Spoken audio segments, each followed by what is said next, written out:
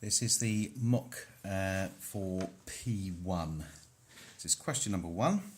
So it's an advert about double glazing. It they're saying that it will take 18% off your energy costs. So you spend a little and save a lot, choose Ever Cozy.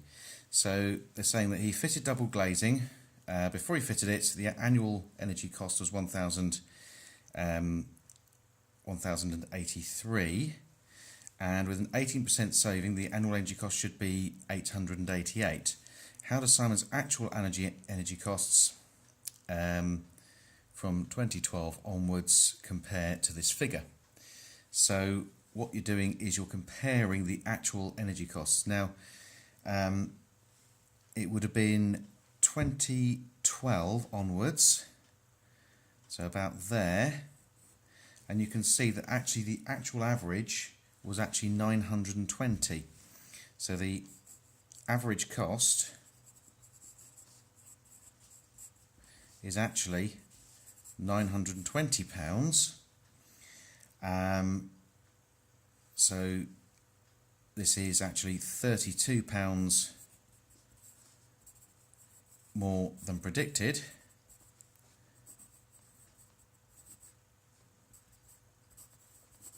Now it says suggest reasons for this absence. For this difference. The reason for this difference could be a variety of different things. It could be the increased cost of fuel, because prices always go up. They usually go up, and also some years could be warmer or colder than others.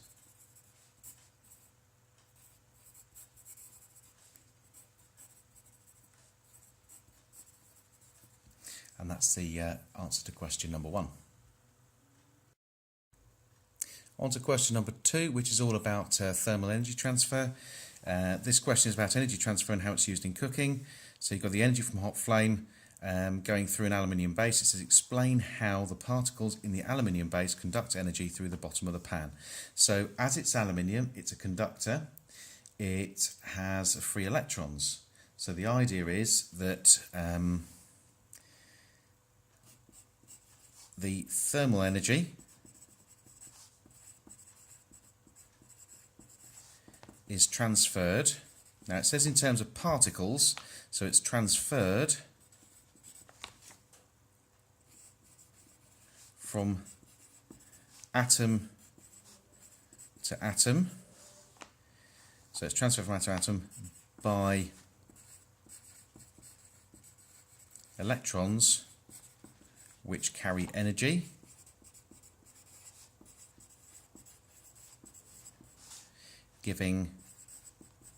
it's giving the atoms kinetic energy, making them vibrate.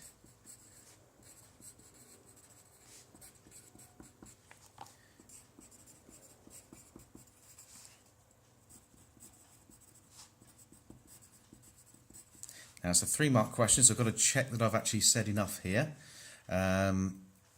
I've said that the thermal energy is transferred from atom to atom, so talking about how it's passed on, that's roughly how it's done with conduction. We know that with metallic conductors, it's done by the free electrons, so I'm going to put in an extra bit in here, free electrons, which carry energy, giving the atoms kinetic energy, making them vibrate. Okay, and I think that probably just about does it. The next one says there is convection current in water in the pan.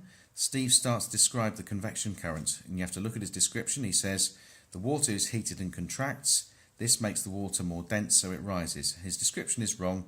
Rewrite the description correctly. So the first thing to do is to have a look at that description. Well, when you heat something up, it doesn't contract, it expands. And also, the reason why it rises is not because it becomes more dense, it's because it becomes less dense. So what the question's asking you to do is to rewrite those two sentences with the correct words. So you should say the water is heated and expands, because things expand when they're heated, and this makes it less dense and rise. Now what I want to do here is I want to make it obvious to the examiner, so The bits that I really think are most important are where I've actually corrected it, so I'll just double underline it just to make it really, really clear. On to part B. Steve has a combination microwave oven. It can cook food using microwaves or infrared waves. Microwaves and infrared waves cook food in different ways.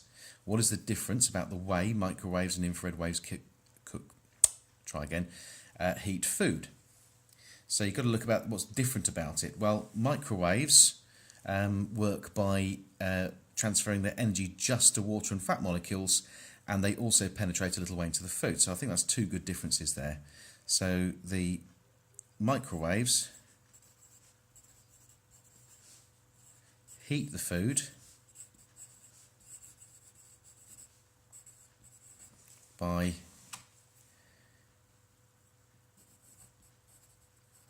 giving water and fat molecules. Well, I want to be very, very careful here. What does it actually give them? It gives them energy, but what kind? Well, we know that when things are heated, they gain kinetic energy because they vibrate more. So I'm going to say by giving the water and fat molecules kinetic energy in terms of vibration, just to make it really clear. Okay, just cover my bases there. So it gives them kinetic energy. They also penetrate about a centimetre into the food. I suppose you can also mention the idea that microwaves don't heat up the actual air inside the oven. So, on to the last bit of this question. What is similar about the way microwaves and infrared waves heat food? And again, it's a 2-marker, so we've got to think about what we really want to say. Well, first of all, I think the obvious one is both are electromagnetic waves.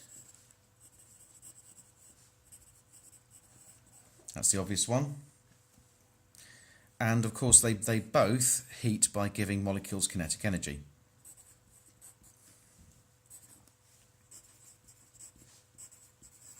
The only difference is the infrared gives the kinetic energy to all the molecules of all the different substances. Give heat by giving molecules, you could say particles, you could say atoms, kinetic energy. Okay? And that'll do nicely. On to question number 3. Now this is the 6th marker. Now it's an unusual one because it's asking you to describe the properties of a laser beam and explain how information is stored and read from the disk. So it's actually, normally these are 2 questions in one. This one is actually 3 because it wants to know the properties of a laser beam, how it's stored and how it's read from the disk. So all they're really after is the idea, first of all, of a description of the properties of a laser beam. So laser light, well, the key word here is coherent. Check my spelling. Yeah, is coherent. Now remember that is in phase and a single frequency.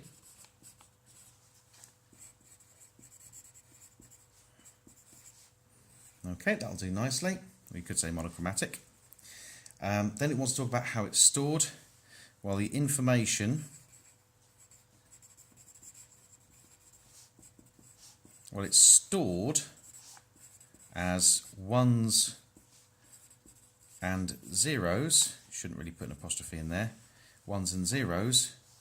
Information is stored as ones and zeros in the form of, well, they call them lands and pits, so let's call them that.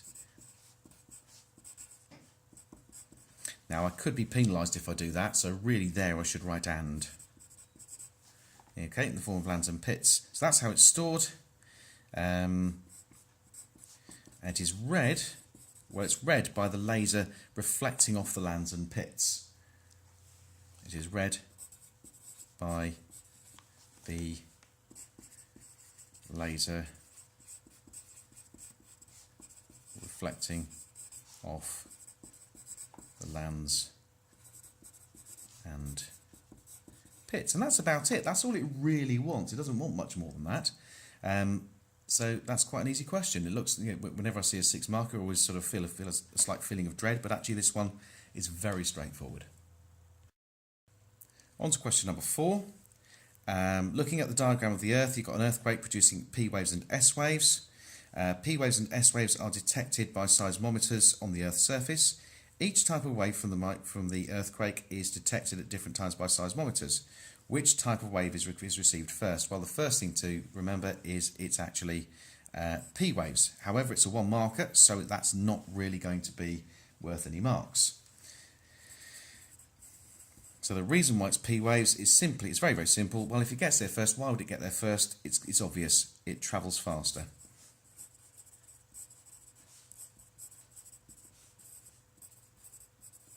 Dead easy. So scientists take measurements of P waves and S waves using seismometers. After an earthquake, a scientist can work out the exact position of the earthquake using these measurements. Suggest how they do this. Well, if there's a time lag between the P waves and the S waves arriving, that would make sense that by measuring the length of that time lag, you can find out how far away the earthquake is. So the first one is you measure the time lag between P and S waves. Okay.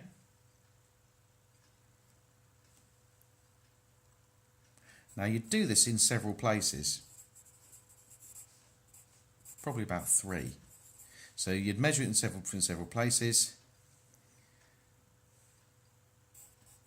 to get to the distance from each place.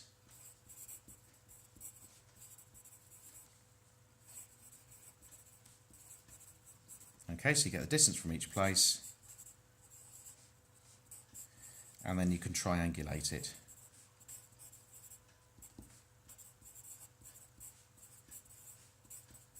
Calculate the position. Triangulate, I think is the wrong word there, but doesn't matter. They get the idea. I think the most important bit is actually knowing about measuring the time lag and using it to measure the distance from several different places. So next, S waves do not travel through the Earth's inner core. Explain why. So the reason why they can't, it's nothing to do with the inner core itself, it's actually to do with the outer core. S waves are transverse. Something you need to remember. They're shake waves, so that's the way I always remember that they're transverse. So S waves are transverse.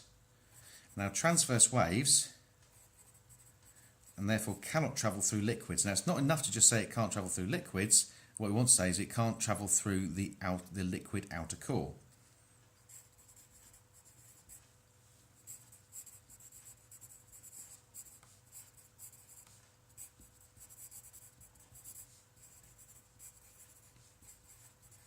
There we are. And that would just about cover it, I think. You need to make sure that it's this bit, you make clear it's this bit that the waves can't travel through, not this bit. If it was solid, a transverse wave could still theoretically travel through it. The second half of the question, this one is very commonly incorrectly answered. When I read the examiner's report on it, it showed that it was that a lot of people got very mixed up with this question. You're basically using the wave equation. So you've got this sort of this wave shown on a slinky spring, and you've got a couple of distances. You've got 0.22 metres here, you've got 1.6 metres there. So calculate the speed of a wave. The speed of the wave is the frequency times the wavelength. Now by convention, because I've had it drummed into me since I was a nipper, I use V for speed, F for frequency, and I use the Greek letter L, lambda, for the wavelength. Now, the wavelength is not 1.6 metres. A lot of people think that it is. It isn't. It's the distance between two consecutive parts, two identical parts on a consecutive wave. So it's this bit here. So it's basically half of that distance. So the wavelength is 0.80 metres. Frequency, it tells you, is 1.2 hertz. So the speed is 1.2 times 0.8 to give you the answer of 0.96 metres per second. Now, if you forgot that particular bit, if you use that as 1.6, you still got 1 mark because you used the correct technique. You just didn't recognise what a wavelength was. Easily done. Now, the next one is the amplitude of the wave. Remember, the amplitude is the distance from the midpoint to the top. So that is the amplitude. So if that's 0.22 metres from top to bottom, the amplitude is going to be half of that, 0.11.